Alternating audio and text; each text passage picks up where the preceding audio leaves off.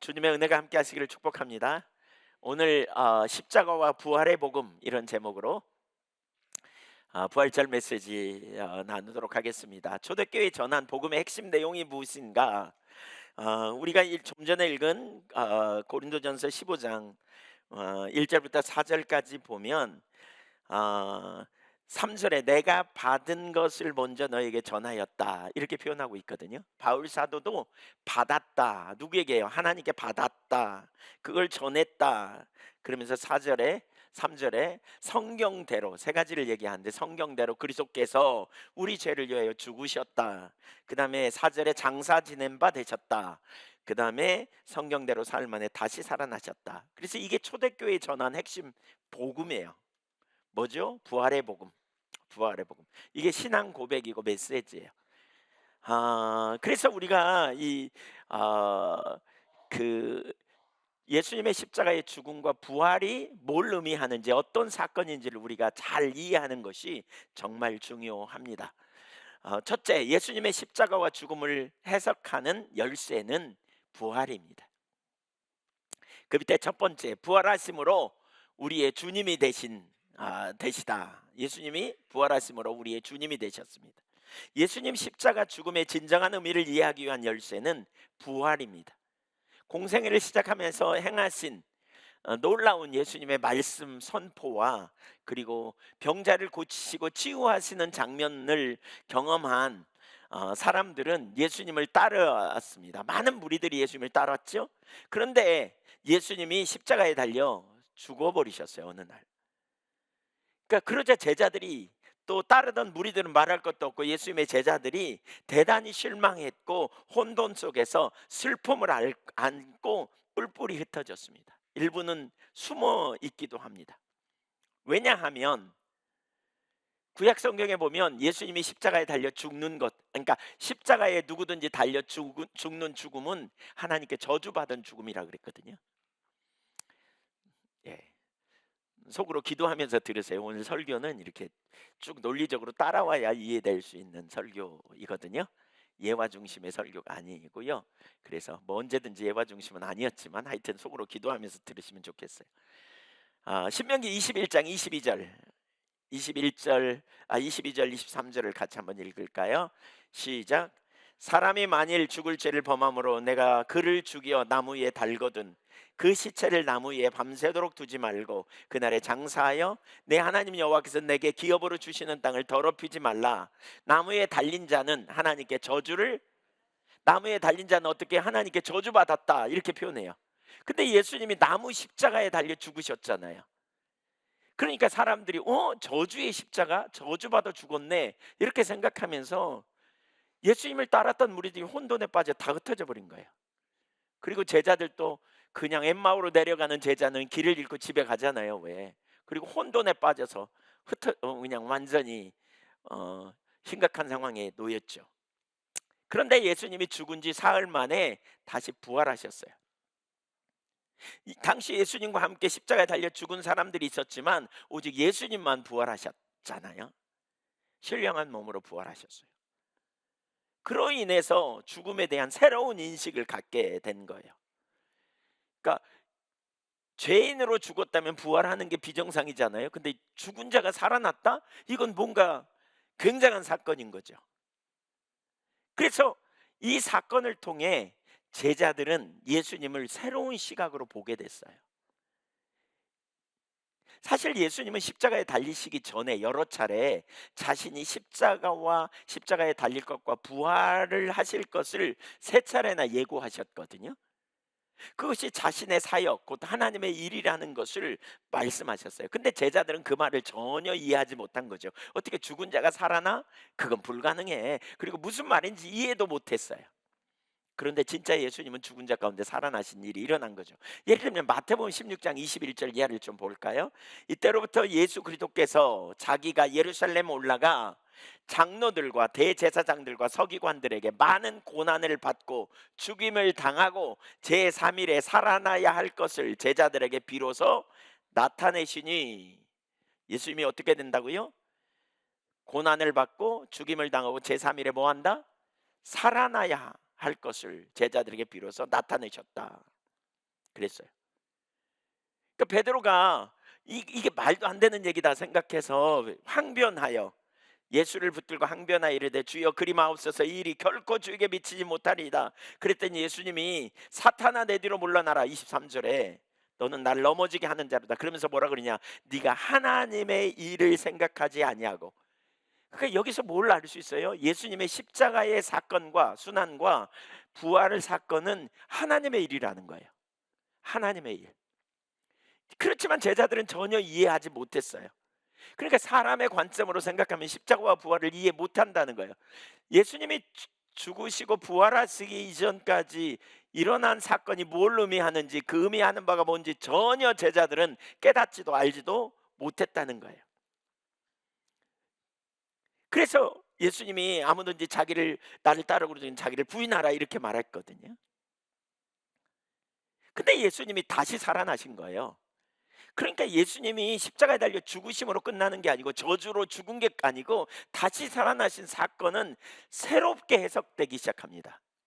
새롭게 제자들에게. 그 어떻게 해석했는가는 뒤에 더 살펴보겠지만, 그 사건 이후로 무슨 일이 벌어졌느냐, 제자들은 부활하신 예수님을 하나님의 아들이요 하나님을 의미하는 주님이라고 고백하는 일이 일어나기 시작해요. 이 사건을 통해서. 요한복음 20장 28절 같이 한번 읽어봅니다. 고백하는 심정으로 시작. 나의 주님 나의 하나님이라고 예수님을 고백해요. 예수님이 부활하셨다는 사실을 확실히 알게 되자, 아, 이분은 하나님이시다, 이분은 우리의 주님이시다라고 그가 고백하게 되죠. 사도행전 2장 36절도 보세요. 이게 제자들이 확실히 고백했던 고백이에요. 시작. 그런즉 이스라엘 온 집이 확실히 알지니 너희가 십자가에 못 박으신 이 예수를 하나님이 주와 그리스도가 되게 하셨느니라 하니라. 부활하신 예수님, 그분이 주와 그리스도가 된다는 사실을 깨달은 거예요. 십자가의 죽음은 저주의 형벌인데 부활의 사건이 어떻게 제자들에게 이렇게 놀라운 충격적인 사건으로 다가왔는가, 우리가 이걸 좀 이해할 필요가 있겠죠. 그뿐만이 아니에요. 예수님은 부활하신 다음에 승천하시기 전에 제자들에게 뭐라 그러냐면, 제자들의 가장 핵심적인 사역이 뭐냐, 바로 예수님의 죽음과 부활을 전하는 것이라고 말해요. 누가복음 24장 45절 이에 그들의 마음을 열어 성경을 깨닫게 하시고 또 이르시되 이같이 그리스도가 고난을 받고 제3일에 죽은 자 가운데서 살아날 것과 또 그의 이름으로 죄사함을 받게 하는 회개가 예루살렘에서 시작하여 모든 족속에게 전파될 것이 기록되었으니, 그리스도가 고난을 받고 죽임을 당하고 사흘 만에 살아날 것이 성경에 기록되지 않느냐. 그러면서 48절 보세요. 시작. 바로 너희가 이 모든 일의 증인이라. 그러니까 너희가 할 일은 뭐냐, 바로 그 일이야. 이것이 너희의 가장 주된 사역이야. 그러니까 오늘 우리가 해야 될 주된 사역이 뭐냐, 십자가와 부활을 증거하는 거예요. 예수님은 죽으셨습니다. 그러나 예수님 다시 살아나셨습니다. 믿으십니까? 그래서 십자가와 부활은 기독교의 핵심 교리요, 가장 중심에 있는 우리가 붙들어야 될 핵심적인 진리예요. 핵심적인 신앙 고백이 되어져야 돼요. 예수님은 죽으셨으나 다시 살아나셨다. 두 번째, 예수님의 죽음과 부활은 종말의 날에 있을 일이 성취된 사건입니다. 자, 여기서부터 이제 좀 어렵습니다. 저를 쳐다보시고요, 잘 따라오셔야 돼요. 우리 믿음 있는 분은 속으로 기도하면서 네, 들으시면 좋겠어요. 예수님의 죽음과 부활은 종말의 날에 있을 일이 성취된 사건입니다. 구약성경 다니엘서에 보면 역사의 마지막에 부활과 심판이 있을 것을 말합니다. 다니엘서 12장 2절을 한번 좀 읽어볼까요? 시작. 자는 자 중에서 많은 사람이 깨어나 영생을 받는 자도 있겠고 수치를 당하여서 영원히 부끄러움을 당할 자도 있을 것이며, 여기 땅의 티끌 가운데서 자는 자가 누굽니까? 죽는 자, 죽은 자예요. 죽은 자. 근데 그들이 깨어날 것이다 이렇게 말해요. 부활할 것이다. 그러면서 영생을 받는 자도 있고 수치를 당하여서 영원히 부끄러움을 당할 자가 있을 것이다. 종말에, 역사의 마지막에, 그렇죠, 하나님이 어 역사의 마지막에 어떤 일을 이루시냐? 모든 사람이 다 살아날 거다. 그래서 뭐 하느냐? 심판받을 거다. 그래서 어떤 사람은 영원히 멸망받고 어떤 사람은 영원히 생명을 얻을 거다. 이게요, 구약 성경에 나타난 부활에 대한, 종말에 대한 사건을 말하고 있어요. 예수님도 동일하게 표현하고 있어요. 동일하게 가르치셨어요. 요한복음 5장 28절, 29절을 볼까요? 이를 우습게 여기지 말라, 놀랍게 여기지 말라. 무덤 속에 있는 자가 다 그의 음성을 들을 때가 오나니 선한 일을 행한 자는 생명의 부활로, 악한 일을 행한 자는 심판의 부활로 나오리라. 종말에 뭐가 있다? 부활이 있다. 그때 뭐가 있을 거다? 심판이 있을 거다. 이렇게 말씀합니다. 이런 믿음은 그 당시 유대인들이 가지고 있었던 일반적인 믿음이었어요. 그러니까 다니엘서에 나타난 이런 성경을 알고 있었기 때문에 예수님 당시 유대인들이 가지고 있었던 일반적인 믿음이었어요. 예를 들면 예수님이 죽은 나사로가 죽었잖아요. 그랬더니 그 마리아와 마르다가 자기 오라비를 살려달라고 그럴 때 예수님이 가셔가지고 그 무덤 앞에 가서 이렇게 물어요. 이렇게 말씀하세요. 요한복음 11장 23절에 보면 예수께서 이르시되 내 오라비가 다시 살아나리라. 그랬더니 마르다가 뭐라 그러냐면 24절에 마지막 날 부활 때에는 다시 살아날 줄을 내가 아나이다. 그렇게 말해요. 그러니까 마르다는 기본적으로 가지고 있었던 마르다의 부활에 대한 개념은 다니엘서에서 나타난 것처럼 언제요? 마지막 때에. 마지막 때에 뭐가 있다? 부활과 뭐가 있다? 심판이 있다. 이걸 말하는 거예요. 그러자 예수님께서 사실 그런 표현이 아니잖아요. 예수님은 지금 살아날 거다 이런 말씀이잖아요. 근데 마르다는 언제 살아날 거다? 마지막 날에 종말에. 이런. 잠깐만요, 좀 울리지 않나요? 괜찮아요? 잘 들리세요? 저만 울린가? 이걸 좀 줄여주든지 키워주든지 좀 안 울리게 해주면 좋을 것 같아요.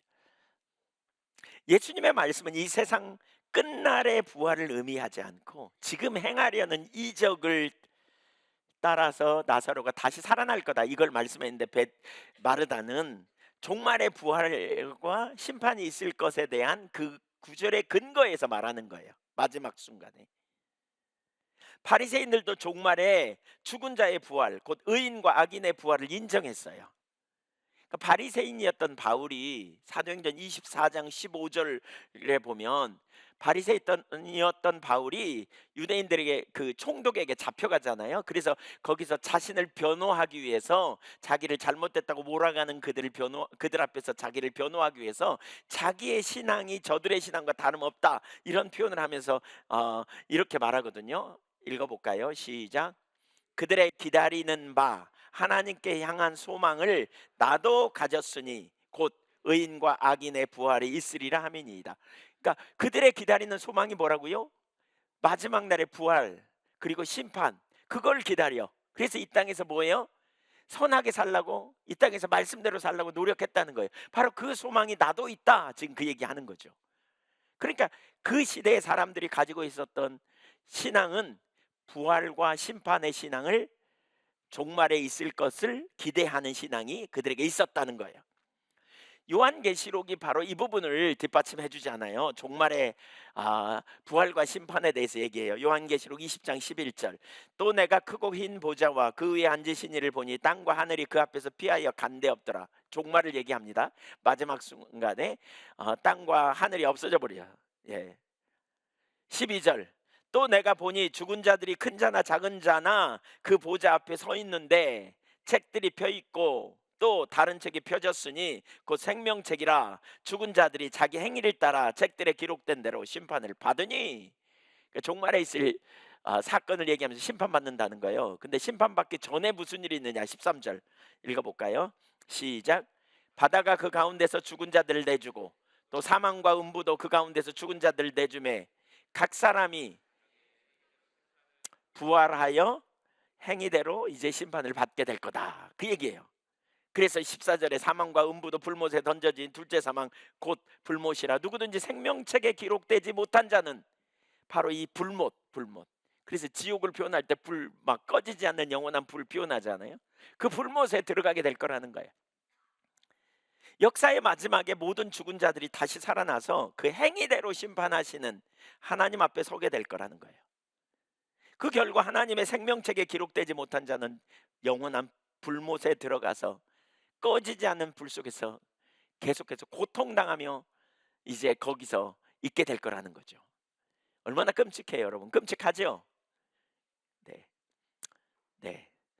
이렇게 종합해 보면 이렇게 성경이 그렇게 증언하고 있고 당시 유대인들도 일반적으로 부활을 종말에 있을 심판과 관련된 일이라고 믿고 있었단 말이에요. 바로 이런 견해를 가지고 있었던 그 당시의 사회, 그 당시의 사람들에게 갑자기 예수님이 부활하셨어요. 저주로 말미암아 죽은 줄 알고 끝장인 줄 알았더니 다시 예수님이 살아나 버리셨어요.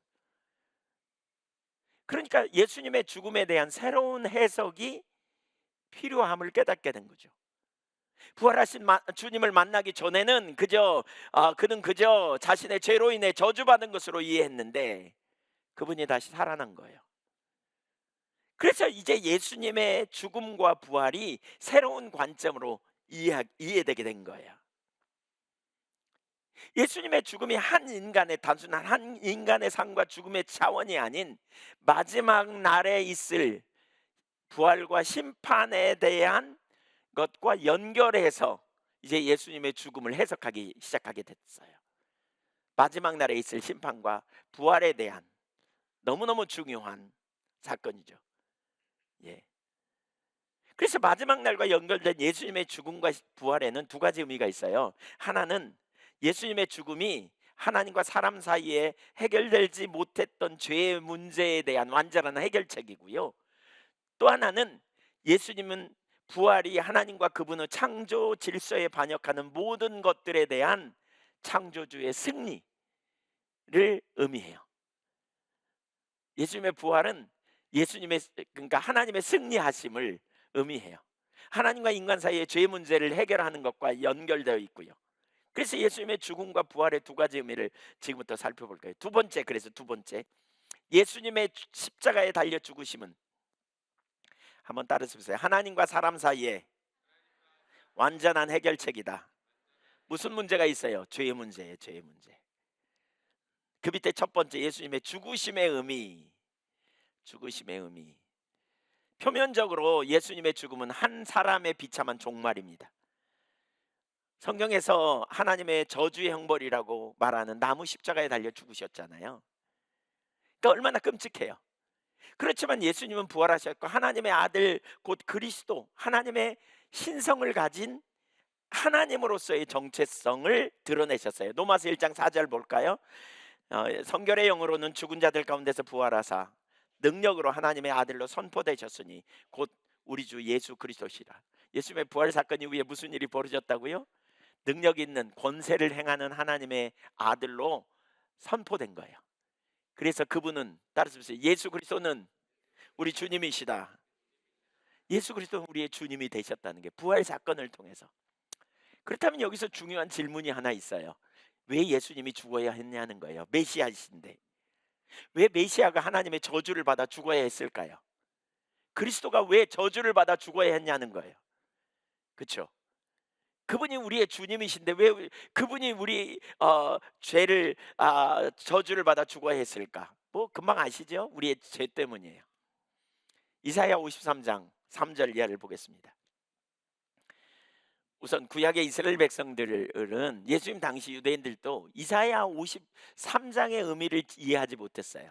그래서 왜 에티오피아 네시가 성전에 왜 예배하러 제사 지내러 왔다가 돌아가면서 광야에서 빌립을 만나기 전에 이사야 53장을 읽고 있었잖아요. 이사야 53장은 고난받는 종의 이야기예요.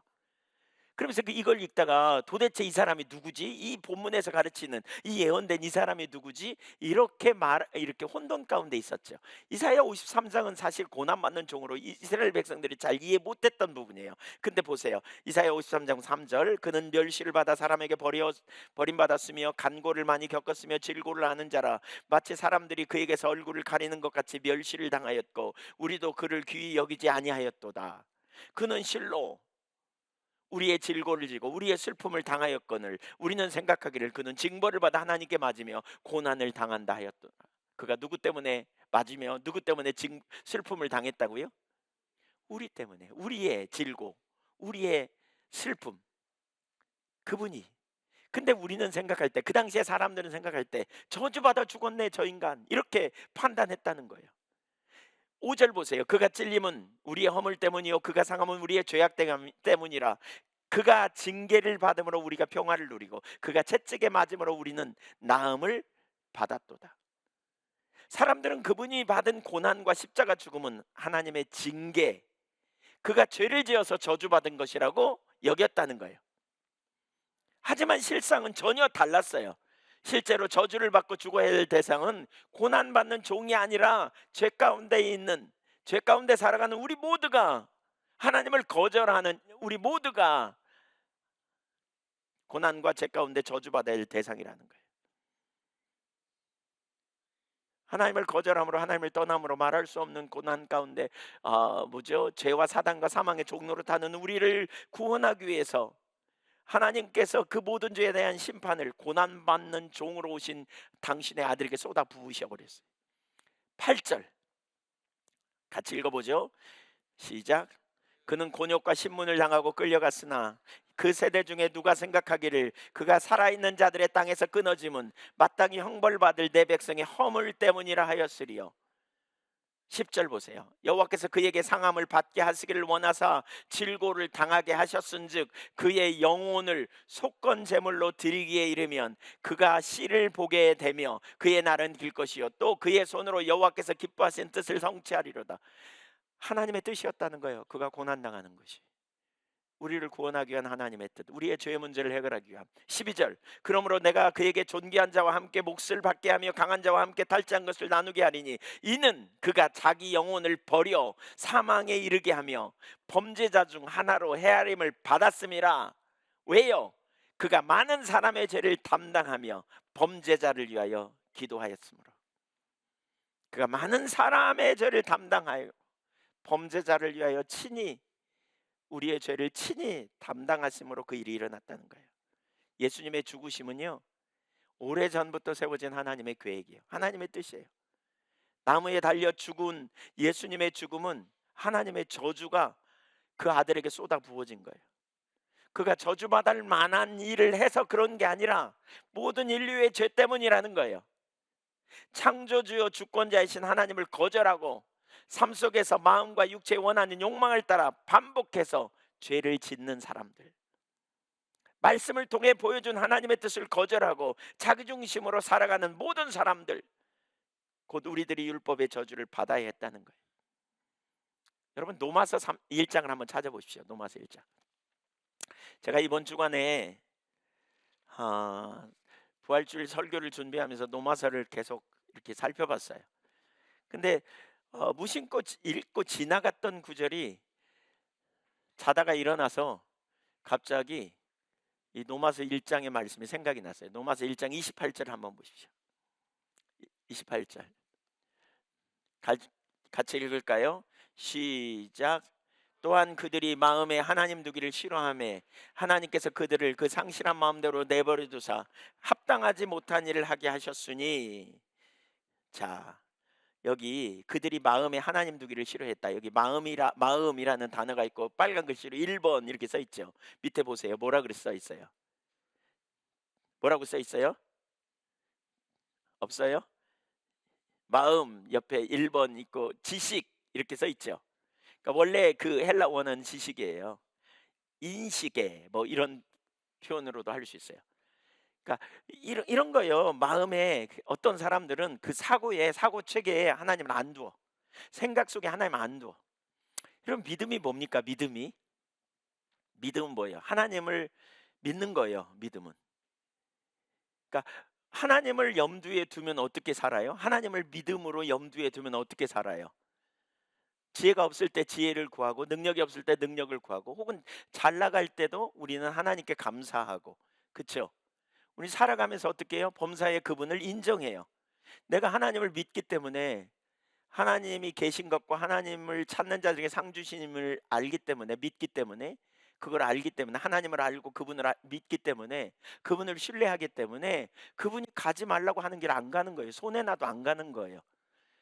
그분이 가라고 하는 길에 손해 났다도 가는 거 왜? 그분을 믿기 때문에. 거기에 행복이 있고 거기가 가장 완전한 승리가 있고 거기에 능력이 있는 걸 알기 때문에. 그래서 믿음의 사람은 뭐 하느냐? 주님을 따라가는 사람이에요. 이익을 따라가는 삶이 아니라 주님을 신뢰하고 주님을 따라 반응하고 주님께 뭐죠? 맡기고 주님께 우리가 주도권을 드리고 순종하고 따라가는 거예요. 네. 근데 그런 사람이 얼마나 되는가 오늘날. 갑자기 그 생각이 났어요. 새벽에 이걸 읽었는데 그런 생각이 들었어요. 과거에 제가 설교할 때 누가 설교하고 났는데 누가 저한테 그랬어요. "말이 좋지. 그렇게 말이 좋지. 누가 그렇게 살아? 그렇게 어떻게 살아? 그렇게 어떻게 살아요?" 예. "말이 좋지. 누가 그렇게 살아요?" 이렇게 얘기했어요. 근데 그때 그 새벽에 그 생각이 났어요. 그 생각이 났어요. 교회 나오면서 하나님 말씀을 듣지만 말이 좋지 누가 말씀대로 그렇게 사는 사람이 어딨어.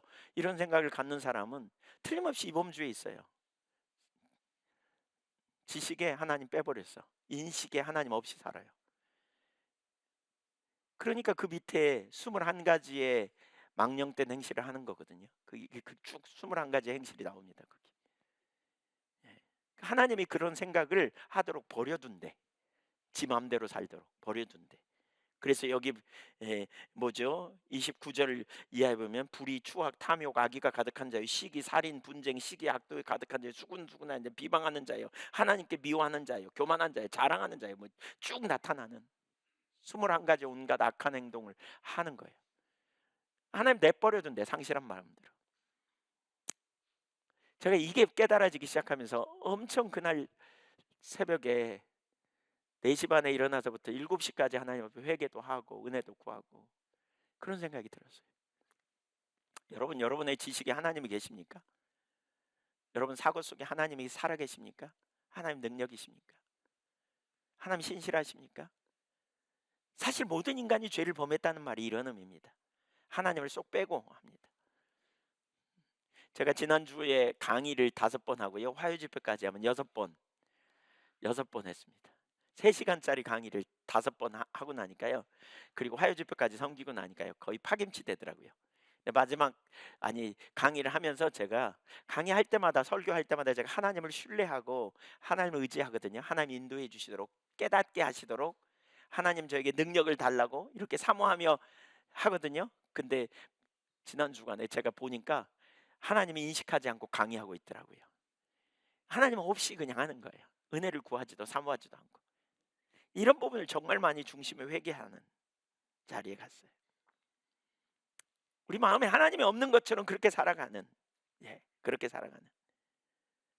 그래서 모든 인간이 하나님 사랑 이웃 사랑 하라고 그러는데 안 돼. 누가 해. 뭐 이렇게 하나님을 쏙 빼버리니까. 그래서 저주를 받아야 한 거죠. 율법의 저주가 바로 그거예요. 그런데 하나님이 그 모든 저주와 심판을 당신의 아들에게 쏟아 부었어요. 그래서 모든 사람을 향한 하나님의 심판으로 인한 저주가 예수님께 내려졌고 예수님은 십자가에서 죽으신 거죠. 선악과를 따먹음으로 말미암아 하나님을 거절했잖아요, 인간이. 그래서 아담에게 내려진 최후의 저주는 뭐예요? 저주는 죽음이에요. 사망이에요. 최후의 심판의 벌은 죽음이에요. 그리고 인간이 그 죄를 범함으로 말미암아 로마서 6장 23절에 죄의 싹은 사망이다. 결국 죽음의 심판을 당하게 되는 그것이 인간의 처지예요. 그런데 예수님의 이 죽음은 단순히 한 인간이 죽은 것이 아니라 부활하실 그리스도가 죽은 것이죠. 이게 뭐 어떤 의미냐? 잘 들으세요. 어떤 의미냐? 아까 종말에 일어날 부활과 심판의 사건이 앞당겨져 일어났다고 볼 수 있어요. 종말에 있을 심판과 부활의 사건. 부활이 역사의 마지막에 있을 심판과 관련된 하나님의 일이에요. 바로 그 일을 예수 그리스도께서 십자가에 달려 죽으시고 부활하신 것이 바로 그 종말에 일어날 2000년 아니 그러니까 그 전에 일어난 십자가의 사건이 요한계시록 20장 11절 이하에서 나타날 종말의 사건을 미리 앞당겨서 받은 사건으로 이해할 수 있어요. 종말에 있을, 특별히 창조주 하나님을 거절한 죄인들에게 임할 영원한 심판, 곧 둘째 사망과 불못에 던져질 사람들의 형벌을 하나님의 아들이 2000년 전에 나타나셔서 보내심을 받아서 십자가에 내어주심을 당하셔서 우리의 모든 인류의 죄악을 담당하시고 십자가에 달려 죽으신 것이에요. 그렇기 때문에 예수님이 십자가 위에서 예수님이 죽은 것은 시간적으로 마지막 날에 있을 영원한 형벌을 지금 받은 사건이고요, 창조 때부터 마지막 때까지 살았던 모든 사람의 죄를, 인류의 죄를 짊어지고 심판을 받은 사건이 십자가 사건이에요. 십자가 사건. 생명의 주가 창조주 하나님이 그러니까 주가 죽은 것인데, 이것은 창조주 하나님과의 영원한 단절을 경험한 사건이에요. 영원하신 하나님의 영원한 형벌을 예수님이 저와 여러분이 받아야 될 모든 저주를 짊어지고 십자가에서 다 담당하셨어요. 그러나 그분은 죄가 없으시기 때문에 다시 부활하셨어요. 하나님이 예수님을 부활시키셨어요. 역사의 마지막에 있을 심판과 관련된 하나님의 일하심, 그게 뭐라고요? 역사의 마지막에 있을 하나님의 일하심이 뭐라고요? 부활과 심판이 십자가에서, 갈보리 언덕에서 심판이 실현된 것이고, 무덤이 열린 사건을 통해서 그 부활이 성취된 사건이 된 거라는 거죠. 그러니까 이건 뭘 의미해요? 하나님 편에서 볼 때는 저와 여러분의 모든 심판을 주님이 끝내셨다는 거예요.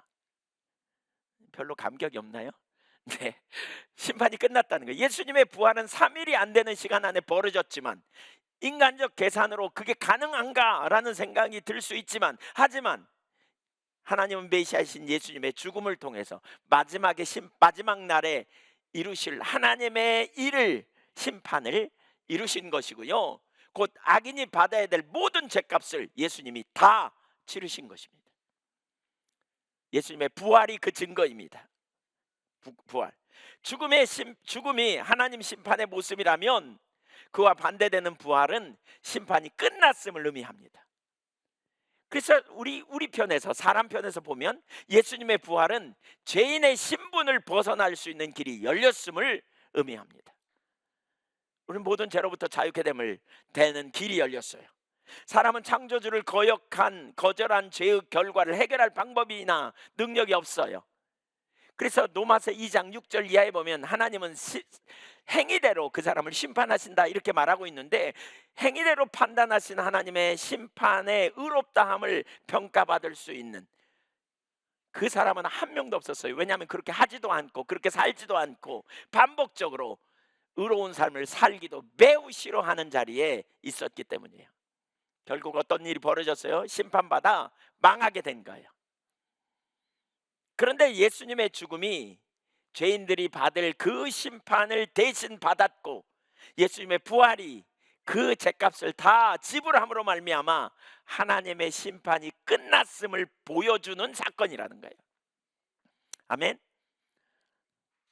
그것은 결국 저와 여러분이 하나님의 심판을 받지 않아도 될 뿐 아니라 영원한 심판과 진노를 걱정하지 않아도 될 수 있게 된 사건이에요.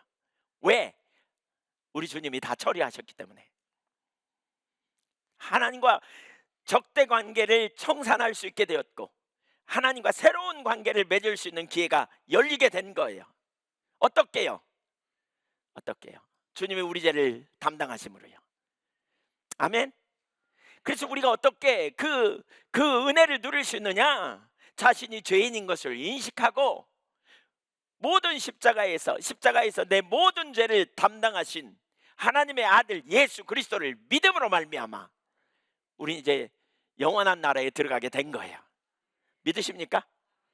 지난 주간에 이제 어떤 분과 상담을 하는데, 어떤 분이 폐쇄 공포증이 있으시대요. 참 안타깝죠. 그 공황장애 이런 게 있으신데 누가 하늘이 닫혔다 어느 날 그러더라는 거예요. 하늘이 닫혀 있다. 그 말을 들으니까 이렇게 확 눌리신 것 같아요. 그래서 너무 답답하고 너무 힘들다는 거예요. 그래서 과거에는 하늘을 보면서 숨통이 트였는데 하늘을 보면 닫힌 하늘이라는 생각이 들어서 힘들다는 거예요. 그래서 제가 그랬어요. 예수 안 믿는 사람에게는 하늘이 닫혀 있다.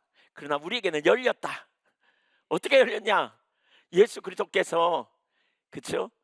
예, 성소와 지성소를 가로막는 휘장을 찢으셨고 대제사장인 예수님이 우리를 하늘 보좌, 하나님의 보좌 앞에까지 우리를 인도해 내셨다. 그래서 예수 그리스도 안에서 우리는 하늘이 열렸다.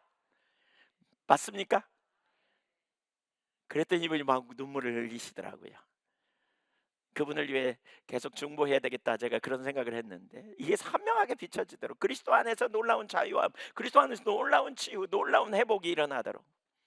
사실 여러분, 우리는 닫힌 하늘에 있지 않습니다. 우리는 열린 하늘에 있습니다. 대제사장이신 우리 주 예수 그리스도가 우리의 약함을 알고 우리의 모든 죄를 담당하시고 그리고 영원한 하늘나라에 우리의 삶을 인도해 내셨기 때문에 우리는 그 안에서 영원한 승리를 얻는 것입니다. 어떻게 우리가 그 자리에 갈 수 있습니까? 예수 그리스도를 믿음으로 갈 수 있습니다. 여러분, 예수 그리스도를 믿음으로 말미암아 여러분이 죄인임을 인식하고 십자가에서 처리하신 하나님의 아들 우리 주 예수 그리스도를 믿음으로 영원한 생명을 누릴 수 있기를 축복합니다. 십자가는 시간적으로 보면 역사의 마지막에 있을 심판과 그 결과인 영원한 진노를 사람들 대신 미리 받은 것이며, 십자가는 심판을 받은 거예요. 내 모든 심판, 내 모든 저주, 내 모든 과거의 죄, 현재의 미래의 죄까지 주님이 심판 받으셨어요. 십자가 위에서. 나는 예수와 함께 십자가 위에서 심판을 받았어요. 종말에 있을 심판을 이미 받은 자예요. 그러나 부활은 하나님의 그 심판이 끝났음을 알려 사람들의 죄값이 다 치러졌다는 것과 이제 우리는 하나님과의 새로운 관계를 맺는 길이 활짝 열렸어요. 그래서 하늘나라의 생명의 유업을 우리가 누리는 길이 열려졌다는 거예요. 로마서 4장 25절에 보면 이렇게 말합니다. 예수는 우리가 범죄한 것 때문에 내줌이 되고 또한 우리를 의롭다 하기 위하여 살아나셨느니라. 이 과정의 핵심은 부활입니다. 만일 예수님이 부활하지 않았더라면 사람들의 죄를 예수님이 대신 받았는지도 모를 뿐더러 설사 받았다 해도 부활이 없다면 죄의 문제가 해결됐는지 알 수 있는 방법이 없어요. 고린도전서 15장 17절, 그리스도께서 다시 살아나신 일이 없으면 너희의 믿음도 헛되고 너희가 여전히 죄 가운데 있을 것이요. 그리스도가 부활하심으로 말미암아 우리의 죄의 문제가 끝났음을 가르치는 거예요. 심판이 끝났어요. 우리는 어둠에서 빛으로 옮겨졌어요. 창조 전에 구원 계획을 이루기 위해 하나님 메시아를 이 땅에 보내셔서 십자가와 부활을 통해 사람들이 구원을 경험할 수 있는 첫 단계를 완성하신 거예요. 창조 전에 베푸신 구원 계획, 하나님의 의도가 뭐예요? 하나님이 인간을 창조하시고 인간과 친밀한 사랑의 관계, 교제 안에 있도록 이끄심이죠.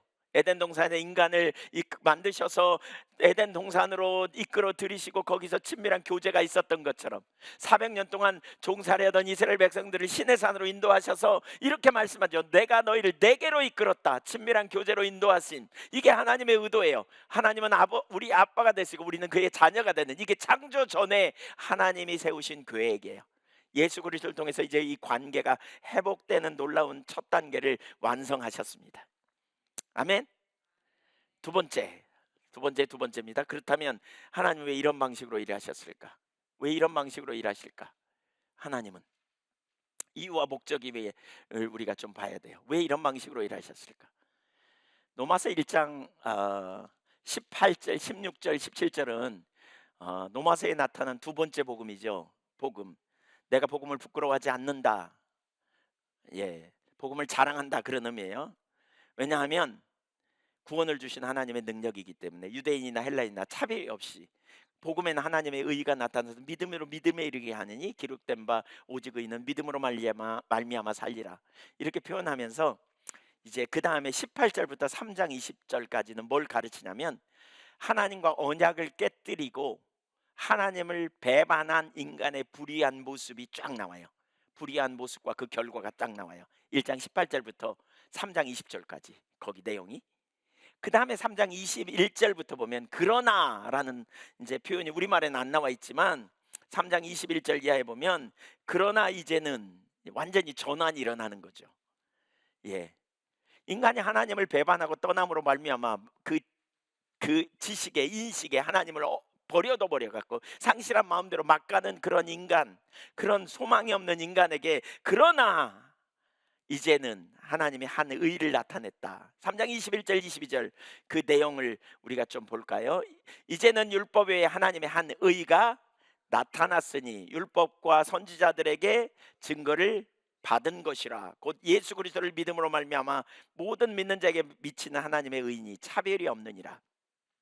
여기 중요한 단어가 뭐냐? 하나님의 의라는 단어예요. 이걸 여러분 이해해야 돼요. 하나님의 의. 따라서 보세요. 하나님의 의.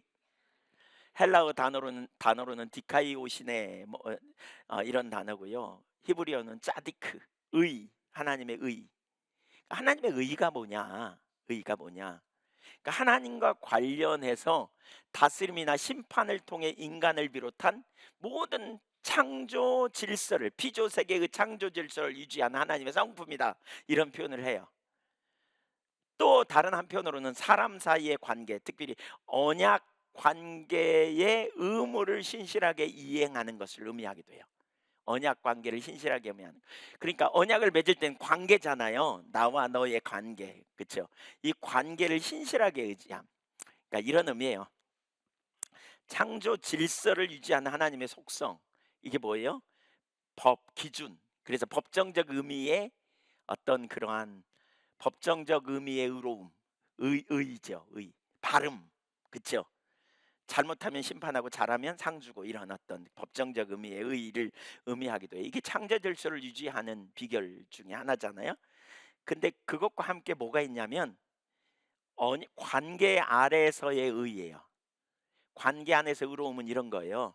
이런 거예요. 왜 두 사람이 결혼하잖아요. 나는 당신의 남편이 되고 당신의 아내가 될게, 그러잖아요. 그럴 때 줄에서 할 때 뭐라 그래요? 뭐죠?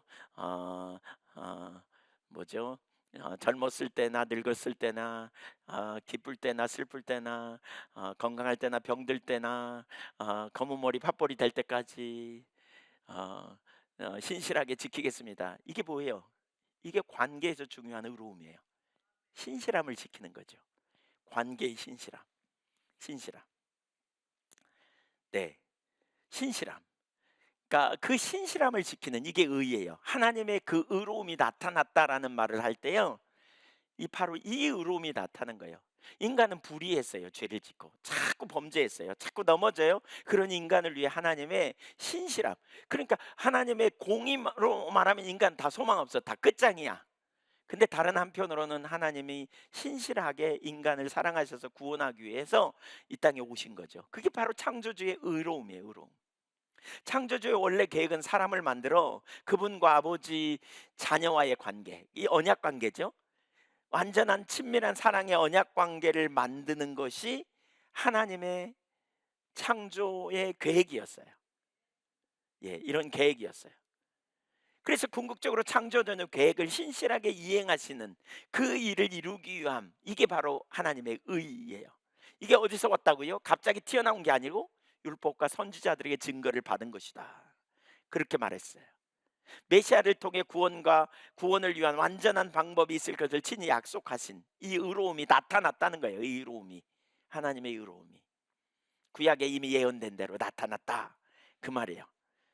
그러니까 이런 면에서 예수님을 통한 하나님의 일하심, 그게 뭐라고요? 종말에 있을 심판과 부활의 일을 당겨서 했다 그랬잖아요. 그 나타나심은, 그렇죠? 창조 이전의 계획을 아담 이후의 인간 역사 속에서 이행하여 완성해가는 하나님의 신실하심의 결정체라고 말할 수 있다.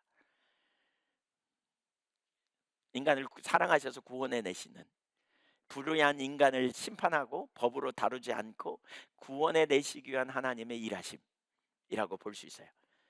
자, 거기서 이제 하나님의 의가 중요하다 그랬는데, 그러면 이 하나님의 의와 그 또 다른 두 번째로, 거기서 첫 번째 하나님의 의가 중요하다 그랬고, 두 번째 하나님의 의와 죄와의 관계를 로마서 3장에서 지금 좀 보는 거예요. 의와 죄와의 관계. 로마서 3장 23절 24절은 사람을 중심으로 다시 설명하죠. 21절 22절을 다시 설명하는 거예요. 사람 중심으로. 사람이, 그러니까 하나님의 의가 나타난 사건이 십자가 사건이라는 거예요. 모든 사람이 죄를 범하였어.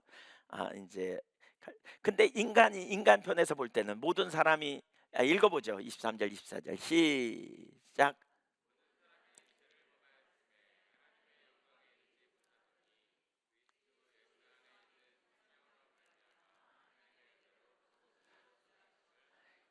그러니까 예수님의 십자가와 부활의 사건이 하나님 편에서는 어떤 사건? 하나님의 의로움이 드러난 사건이고, 인간의 편에서는요, 죄를 범한 인간이 하나님의 영광에 이를 수 없는데 그 죄의 문제를 해결해 주시는 사건이라는 거예요.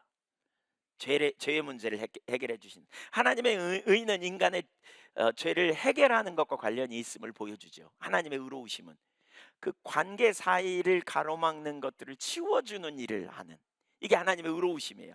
그게 뭐냐? 죄의 문제예요. 죄의 문제. 창조주를 자기 지식에, 자기 인식 체계 속에, 자기 지식 속에 두지 않음으로 말미암아 하나님을 배반하고 하나님을 떠나는 모든 인간의 그 약함, 이런 그런 인간을 의로우신 하나님이 내버려 두지 않고 아버지와 자녀의 창조자의 처음 의도, 아버지와 자녀의 관계로 만들고자 계속해서 거절하는 인간을 구원하시고자 하나님이 일하신 거예요. 근데 인간은 안 돼. 인간으로는. 왜냐하면 인간은 계속 떠나거든. 떠나고 또 떠나고 계속 뒤틀리는 거예요. 그렇기 때문에 인간의 죄 문제 해결 없이 하나님과 인간의 창조주의 처음 비전, 아버지와 자녀의 친밀한 사랑의 관계를 완성할 수 없는 거죠. 그래서 인간보다 하나님이 친히 그 일을, 그 문제를 해결하시기 위해 역사하신 사건이에요. 왜냐하면 왜? 우리 스스로 해결할 능력이 없기 때문에. 이해되십니까? 네. 죄의 문제, 하나님의 의와 죄의 문제가 부딪히죠. 예. 그래서 하나님의 의는 다스림과 보호를 통해서 창조주를 유지하는 긍정적 처음만 있는 것이 아니고요, 거역하는 것에 대한 평가와 심판을 통해 유지되기도 해요. 그래서 하나님이 자신을 거절한 죄인을 심판하는 것은 하나님의 의로움과 죄를 심판하는 것 사이를 우리가 잘 이해해야 되는데, 하나님이 의로우시다면 끝까지 책임져 주시고 돌봐주시지 왜 심판하나. 그런데 이건 뭐냐면 하나님의 의로움을 두 가지로 이해할 수 있다 그랬잖아요. 공의 하나님이시기 때문에 죄를 그냥 방관한 채로 넘어갈 수 있는 게 아니에요. 그래서 뭐예요? 행위대로 평가하신다는 거예요. 그게 이제 로마서 2장 6절 이하에 나오지 않아요? 그렇기 때문에 창조주와 관계를 거절한 모든 사람은 하나님으로부터 심판을 받고 진노 아래 죽음을 경험할 수밖에 없는, 아무도 예외가 없는, 아무도 예외가 없는 공평하고 일관성 있는 하나님의 심판 기준으로 우리는 모두 다 죄인이기 때문에 심판을 받을 수밖에 없는, 이게 세 번째예요. 세 번째. 네 번째, 심판과 하나님의 심판과 하나님의 처음 계획과의 관계를 우리가 어떻게 이해해야 되는가? 하나님이 심판하실 때 모든 인간은 죄를 범하였고 하나님의 영광에 이를 수 없어요. 다 사망에 갈 수밖에 없어요. 그래서 영원한 형벌을 받게 돼요. 그 심판은 공정해가지고 누구는 봐주고 누구는 더 심판 주고, 이게 아니에요. 근데 문제가 생겨요. 그렇게 되면 뭐냐? 원래 하나님이 세우셨던 계획, 인간을 만드시고 인간을 구원하셔서 뭐죠? 원래 하나님이 창조주 하나님이 의도하신 계획 뭐죠? 아버지와 아들의 친밀한 교제를 누리는 관계로 우리를 세우려고 했는데 그 구원 계획이 틀어지게 된 거잖아요. 어쩌면 창조를 통해 역사를 만든 그 모든 수고가 무의로 돌아가 버릴 가능성이 생긴 거죠. 헛수고한 그 모든 계획이 무너지는. 그래서 그러니까 에베소서 1장 4절 5절을 한번 좀 볼까요? 창조 전부터 하나님의 계획이 뭐 있는가를 여기 좀 잠깐 읽어보죠. 에베소서 1장 4절 5절 올라옵니다. 시작.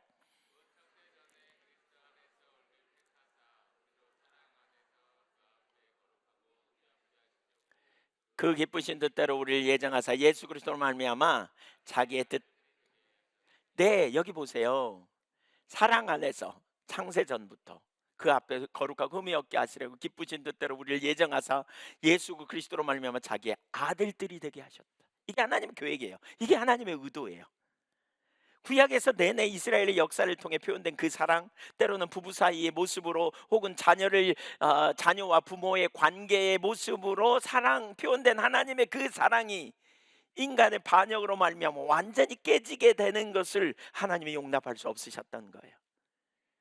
자신을 거절한, 하나님을 거절한 반역한 죄인들을 향한 신실한 하나님의 마음, 그리고 그들을 언약 관계 안으로 이끌어 드리고자 하는 사랑의 그 계획, 그것을 이루고자 갈등하고 고민하심.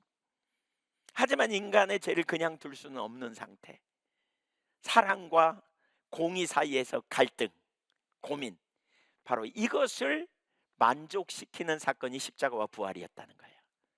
그래서 이걸 신학적인 용어로 뭐라 그러냐면 충족설, 만족설, 그런 표현을 합니다. 충족시켰다. 뭘 충족시켰어요? 하나님의 사랑도 하나님의 공의도 충족시킴. 그것이 뭐예요? 결국 하나님이신 성자 하나님이 육신을 입고 오셔서 인류의 모든 죄를 담당하시고 친히 죽으셨어요. 우리가 받아야 될 모든 저주를 받으시고 십자가에 달려 죽으심으로 하나님의 심판, 그 공의의 그 성품도 완성하고, 그 다음에 뭐죠? 사랑도 완성하는 그 놀라운 일이 일어났다는 거예요. 그 놀라운 일이. 그래서 로마서 3장 24절에 보면 이런 표현이 있잖아요. 그리스도 예수 안에 있는 속량으로 말미암아 하나님의 은혜로 값없이 의롭다 하심을 얻은 자 되었다. 예, 그리스도 예수 안에 있는 속량으로 말미암아. 속량. 25절, 이 예수를 하나님이 그의 피로써 믿음으로 말미암아 화목제물로 삼으셨다. 화목제물로 삼았어요. 어디에요? 속죄소 위에 올려진 제물로 삼으셨다는 거예요. 예수님을. 속죄소 위에 올려진 예수님 그 제물. 속죄소는 어디냐면 구약의 성막을 이렇게 보면, 자, 잘 보세요. 대부분 다 잘 들으시는데, 예, 계속 잘 들으시라고. 근데 성막이 있는데 성소와 지성소가 있어요. 근데 지성소 안에는 언약궤가 있었어요. 언약궤 아시죠? 언약궤, 법궤라고 그러도 하고, 그 언약궤 위를 속죄소라 그래요. 이 속죄소, 그러니까 언약궤 뚜껑이죠. 언약궤 속에는 아론의 쌍난 지팡이와 십계명 돌판이 있었거든요, 거기에. 근데 그리고 이제 그 만나 담은 항아리가, 근데 그 위에 속죄소가 있었고, 그 속죄소 위에 두 그룹 형상이 있었어요. 이게 그룹은 누구냐면 천사예요. 하나님이 그 위에 임재하세요. 그러니까 이 속죄소에 가서 대제사장이 1년에 한 차례, 레위기 16장에 보면 나오는데, 모든 백성의 죄를 용서받는 의식을 해요. 대제사장이 우선 수송아지를 잡아 자신을 위한 제사를 드리고, 그 피를 받아 속죄소 동쪽과 앞에 뿌리고, 그 다음에 수념소를 잡아서 그 피를 가지고 지성소 안으로 들어갑니다. 그 지성소 안에. 그래서 백성들의 죄를 위해 그걸 뿌려요. 레위기 16장 15절 16절에 보면 나오는데, 이때 속죄소가 무슨 역할을 하느냐. 속죄소가 하나님과 만남을 갖는 통로가 돼요. 하나님과 만남을 갖는. 이렇게 될 때 그 속죄소는 하나님과 만남의 통로가 돼요. 출애굽기 25장 22절 한번 읽어볼까요? 출애굽기 25장 22절 시작. 거기서 내가 너희와 만나고 두 그룹 사이에서 내가 이스라엘 자손을 위하여, 어디서 만난다고요? 속죄소 위 증거궤 위에 있는 두 그룹 사이에서 서 계신 하나님과 거기서 만나요. 거기가 어디냐? 언약궤 위에요. 언약궤 앞에서 만나는 거예요. 그러니까 이 언약궤는 뭘 상징하냐? 하나님과 만남이 있는 통로예요. 통로. 예수님의 피가 거기, 과거에는 짐승의 피로 말미암아 죄사함을 받았다면, 이제 예수님의 피가, 친히 대제사장이신 예수님이 자신의 피를 통해서 저와 여러분을 하나님을 만날 수 있도록 길을 열어 놓으신 거예요. 그리고 우리 중에 누구든지 그 보좌 앞에 담대히 예수 그리스도를 통해서 들어가게 되었다라는 거예요. 아멘. 이런 면에서 구약의 새 언약의 성취가 이루어진 거죠. 예레미야 31장 31절에 보면 새 언약을 세우리라 이렇게 말하면서 33절에 그날 후에 이스라엘 집과 맺은 언약은 이러하니 곧 내가 나의 법을 그들의 속에 두고 그들의 마음에 기록하여 나는 그들의 하나님이 되고 그들은 내 백성이 될 것이라. 그들이 각기 다시는 각기 이웃과 형제에게 가르쳐 이르기를 너는 여호와를 알라 하지 아니하리니 이는 작은 자로부터 큰 자까지 다 나를 알기 때문이라. 내가 그들의 악행을 사하고 다시는 그 죄를 기억하지 아니하리라. 그 죄를 기억하지 않아. 하나님 앞에서 죄가 해결돼. 그리고 어떻게 해요? 하나님을 알게 되는 거죠. 왜? 만다니까. 왜요? 구약 시대에는 못 나갔어요. 왜? 짐승의 피로 나가지만 금방 또 지요. 또 지요. 짐승의 피는 일회종이요. 그런데 예수님의 피는 전과 우리의 현재와 우리의 미래의 모든 죄를 완전히 해결하셔서 주님의 보좌 앞에 우리는 담대히 나가게 됐어요. 히브리서 9장 28절을 보세요. 이와 같이 그리스도도 많은 사람의 죄를 담당하시려고 단번에 들이신 바 되셨고, 히브리서 9장 28절입니다. 구원에 이르게 하기 위하여 죄와 상관없이 자기를 바라는 자들에게 두 번째 나타나시니라. 예수님의 십자가는 구약에서 약속하신 새 언약을 성취한 사건이에요. 부활과 함께 창조주 하나님의 모든 구원 계획이 성취되게 되는 핵심 과정이에요. 예수를 통한 구원의 놀라운 역사, 예수님이 구원의 놀라운 역사를 이루신 거예요. 그 은혜가 저와 여러분에게 넘치기를 소망합니다. 우리가 구원에 이르려면 어떻게 해야 돼요? 로마서 3장 26절을 보겠습니다. 26절 같이 한번 읽어봅니다. 로마서 3장 26절. 네, 여기 시작. 자기의 의로우심을 나타내사 자기도 의로우시며 또한 예수 믿는 자를 의롭다 하려 하심이라. 여러분, 예수님을 믿으십시오. 예수님을 믿는 거예요. 그 예수님이 뭐예요? 하나님의 아들이에요. 나의 모든 죄를 담당하셨어요. 십자가에 달리셨어요. 그래서 내가 종말에 받을 모든 심판을 다 받으셨고요. 그 예수님이 나에게 죄 문제를 해결하고 하나님께 나아갈 길을 열어놓으셨어요. 우리는 이제 예수님 힘입어서 보좌 앞에 나가는 거예요. 예수님이 힐라스테리온이라는 말인데 화목제물이 되셨어요. 속죄서 위에 뿌려진 피가 돼서 하나님과 우리 사이에 화목제물이 되신 거예요. 힐라스테리온, 화목제물이 됐어요. 예수님을 의지하여 하나님은 우리 아버지가 되고 우리는 그의 자녀가 되고 친밀한 교제가 열리고 우리는 그분의 생명의 유업에 참여하는 자가 되었어요. 우리가 기도할 때 하나님이 들으세요. 자녀가 너희가 악할지라도 자식에게 좋은 걸 줄 줄 알거든. 저는 최근에 저희 손자가 아프니까, 아들보다 손자가 아프니까 더 민감하더만요. 손자가 아플 때도 잠을 못 자는데 또 손녀가 아프다 그러니까 잠이 안 와요. 잠이 안 와. 야, 이 할아버지 심정인가 이게? 예. 네, 아시는 분 아시죠? 잘 모르시는 분 아직 잘 모르실 거예요. 이게 무슨 얘기인지. 잠을 못 자고 기도했어요, 제가. 저희 집에 은혜가 지금 많이 필요합니다. 제 아내도 코로나 걸리고, 그래서 오늘 못 왔습니다. 이제 거의 끝났는데 오늘 못 왔습니다. 코로나 지난 월요일 날 걸려가지고 이제. 근데 요즘도 보건소에서 전화 와가지고 7일은 격려하세요 막 이렇게 나오더만요. 염려 마세요. 저는 저기 격리해 있다 왔습니다. 그 아내가 아픈데 날밤을 새워서 기도해야 되는데 그냥 잘 자고, 손녀가 아프다 그러니까 그냥 잠이 안 오고. 그래서 제가 새벽에 그런 생각이 들었어요. 너희가 악할지라도 자식에게 좋은 걸 줄 줄 알거든. 진짜 하나님 그런 것 같아요. 그런 것 같아요. 자녀를 위해서 좋은 걸 줄 줄 알거든. 하물며 하늘 아버지께서 우리에게 좋은 것으로 주시지 아니하겠느냐. 그분의 은혜와 그분의 사랑이 얼마나 크고 놀라운가. 믿습니까? 정말 놀랍지 않습니까? 세 번째를 해야 되는데 제가 10분 안에 끝내려고 그럽니다. 네, 10분 안 걸려도 끝날 겁니다. 아마 세 번째가 참 중요한데, 십자가와 부활은, 마지막 세 번째, 십자가와 부활은 하나님과 그분의 창조 질서에 반역하는 모든 것들에 대한 승리를 의미합니다. 창조주의 승리. 로마서 1장 2절부터 4절까지 좀 읽어보십시오. 같이 보겠습니다. 시작. 이 복음은 하나님이 선지자들을 통하여 그의 아들에 관하여 성경에 미리 약속하신 것이라. 그의 아들에 관하여 말하면 육신으로는 다윗의 혈통에서 나셨고 성결의 영으로는 죽은 자들 가운데서 부활하사 능력으로 하나님의 아들로 선포되셨으니 곧 우리 주 예수 그리스도라. 복음이 뭔지를 설명해요. 복음이 뭔지. 이게 이 복음이 뭔지 두 가지로 볼 수 있는데, 첫째는 선지자들을 통해 성경에 미리 약속된 거다 이 얘기예요. 구약에 이미 약속됐어.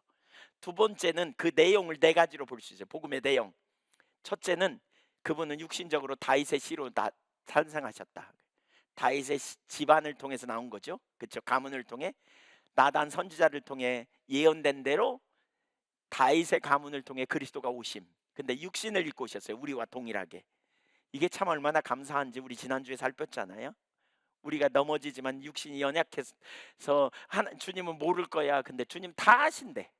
다 체험해봤어. 그 다음에 두 번째로 성결의 영으로는 죽은 자들 가운데서 일으키셨다 그랬어요. 부활했다는 거예요. 세 번째로는 권세를 행사하는 하나님의 아들로 선언되셨어요. 그래서 네 번째로 예수 그리스도는 우리 주님이세요. 자, 이거 잠깐 볼까요? 이거 두 번째, 이제 육신을 입고 오셨다는 말의 의미하는 바가 뭔지를 좀 기억해내야 돼요.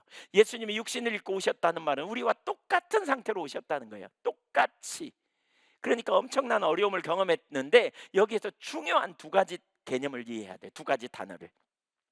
예수님이 오셔서 십자가 지신 사건이 가장 하이라이트인데요. 여기에서 이 단어가 있어요. 하나님이 예수님을 보내셨다는 말과 하나님이 예수님을 십자가에 내어주셨다는 말이에요. 왜? 우리 죄를 위하여 보내시고 내어주셨다. 요한복음 3장 16절 17절 하나만 보죠. 성경 많이 찾아볼 수 있지만 요한복음 3장 16절 17절 하나님이 세상을 이처럼 사랑하사 독생자를 주셨으니 이 보내셨다는 거예요. 독생자를 세상에 보내셨어요. 우리를 사랑하셨어요. 십자가에 내어주셨다 그 말이. 십자가에 내어주셨다. 내어주셨어요. 이는 그를 믿는 자마다 멸망하지 않고 영생을 얻게 하려 하심이라. 17절 시작. 하나님이 그 아들을 세상에 뭐 하셨다? 보내셨다. 육신을 입고 이 땅에 우리의 죄를 담당하기 위해 보내셨다. 그리고 뭐 하셨다? 십자가에 내어주셨다. 그 이유가 뭐냐? 심판이 아니라 구원받게 하려고, 영생 얻게 하려고, 생명 얻게 하려고, 멸망하지 않고 우리를 사랑하셔서. 이게 하나님의 사랑의 발현이에요. 발현. 갈라디아서 4장 4절부터 보니까 때가 참에 하나님이 그 아들을 보내셨다 이런 표현이 있어요. 로마서 8장 32절에도 보니까 우리 모든 사람을 위하여 내어주시니가 라고 표현하고 있어요. 어디에 내어주셨어요? 십자가에 자기 자신을 내어주셨어요. 여러분, 우리를 위한 주님의 죽으심, 주님의 오심, 이게 복음의 핵심이에요. 예수님이 이 땅에 오셨어요. 왜 오셨어요? 누구를 위해 오셨어요? 왜? 내가 죄인이기 때문에 나를 구원하기 위해 오셨어요. 나를 위하여 보내심을 받았고 나를 위하여 내어주심이 당하셨어요. 그리고 십자가에서 말할 수 없는 고난을 받으셨어요. 내가 받아야 될 모든 저주를 담당하신 거예요. 아멘. 저와 여러분을 승리케 하는 거예요. 두 번째, 부활하심으로 말미암아 능력의 아들이 되었어요. 능력을 행사하시는 하나님의 아들이 되었어요. 여기 능력으로라는 말은 동사를 수식하는 부사구가 아니고 하나님의 아들을 수식하는 형용사구예요. 그래서 능력 혹은 권세를 행사하는 하나님의 아들로 선포되었다 그 말입니다. 예수님 부활하셔서 권세 있는 하나님의 아들로 선포됐어요. 이 구절을 잘 이해할 수 있는 거 여러 번 봤어요. 시편 110편 1절이에요. 부활하신 예수님에 대해서 예언하는 구절이에요. 이렇게 말해요. 여호와께서 내 주는 누구냐? 메시아, 구원자 메시아께 말씀하시기를 내가 네 원수들로 너의 발판이 되기까지 너는 내 오른편에 앉아 있으라. 하나님이 그렇게 말씀하셨다는 거예요. 이 예언대로 예수님은 죽은 자 가운데서 부활하셔서 승천하셔서 하나님의 보좌 우편에 앉았어요. 우편에. 그래서 뭐예요? 그 통치권을 행사하시는, 대권을 행사하시는 하나님의 아들이 되신 거예요. 그래서 우리의 주가 되신 거예요. 우리의 주가. 그래서 초대교회는 예수 그리스도는 우리 주님이시다 이렇게 말하죠. 이 구절을 잘 표현한 것이 고린도전서 15장 22절 이하에 나와요. 제가 그냥 읽어볼게요. 아담 안에서 모든 사람이 죽은 것 같이 그리스도 안에서 모든 사람이 삶을 얻으리라. 그러나 각각 자기 차례대로 되리니 먼저는 첫 열매인 그리스도, 다음에는 그가 강림하실 때 그리스도께 속한 자여, 그 후에는 마지막이니 그가 모든 통치와 모든 권세와 능력을 멸하시고 나라를 아버지께 하나님께 바칠 때라. 그러면서 25절 그가 모든 원수를, 예수님이 모든 원수를 그 발 아래에 둘 때까지 반드시 왕노릇하시리니 맨 마지막에 멸망받을 원수는 사망이니라. 여러분, 그 일이 이루어진 거예요. 시편 110편 1절의 말씀이 이루어진 거예요. 그래서 뭐라? 예수님은 하나님 보좌 우편에 앉아서 하나님의 통치권을 행사하시고 지금 예수님은 우리의 왕이 되세요. 예수님은 만왕의 왕이요 만주의 주예요. 하늘과 땅의 모든 권세가 그분의 손에 있음을 믿으시기 바랍니다. 이게 부활의 능력이에요. 우리는 그분이 나를 위해 죽으셨어요. 여러분 위해 죽으셨어요. 우리를 위해 육신을 입고 오셨어요. 우리를 위해 십자가에 자신을 내어주셨어요. 근데 그분이 부활하셨어요. 우리가 그분과 연합하여 함께 죽었다면 우리가 그분과 연합하여 함께 살았고, 우리의 권세는 이제 우리는 하늘나라에 속한 자예요. 그분의 권세가 곧 우리의 권세가 되는 거예요. 그분의 능력이 우리의 능력이 돼요. 이게 부활의 능력이에요. 그렇다면 이제 우리는 두 가지를 여기서 나누고 싶어요. 하나는 우리는 예수님을 의지하며 살아야 돼요. 우리는 예수님을 의지하며 살아야 돼요. 갈라디아서 1장 20절에 내가 그리스도와 함께 십자가에 못 박혔나니 그런즉 내가 사는 것이 아니다. 이제 내가 그리스도께서 내 안에 사시는 것이다. 그랬어요. 이제 내가 육체 가운데 사는 것은 나를 사랑하사 나를 위하여 자기 자신을 버리신, 여기도 버리셨잖아요.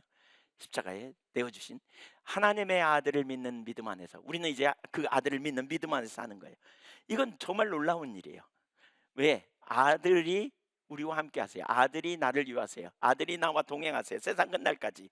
우리가 죄인 되었을 때 바로 이 절망의 때를 기억할 필요가 있어요. 바로 그때 하나님의 아들이 오셨어요. 그때 주님이 저와 여러분의 모든 죄를 단번에 깨뜨리셨어요. 저와 여러분 모든 억압을 깨뜨리셨어요. 그리고 아들을 보내셨고, 그리고 그 아들 안에서 영원한 생명을 우리에게 주셨어요. 이제 그 주님이 저와 여러분을 도와주실 거예요.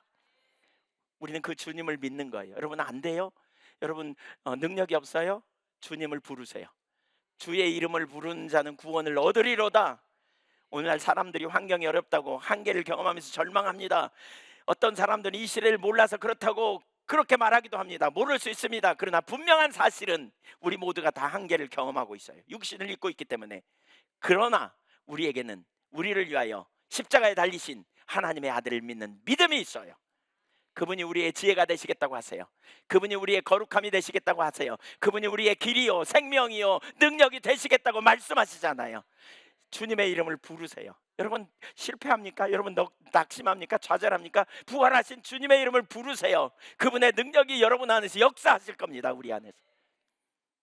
그래서 이 부활의 능력을 알아야 죄를 이기더라고요. 부활의 능력을 알아야 담대해요.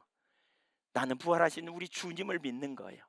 그 주님을 신뢰함으로 아침에 일어나서 주님과 동행하기를 원하고, 주님이 은혜 부어주시기를 구하고, 주님이 전략을 주시기를 구하고, 한계를 경험할 때 한숨 쉬지 말고 믿음으로 일어나는 거예요. 주님, 제게 은혜를 부어달라고 구하는 거예요.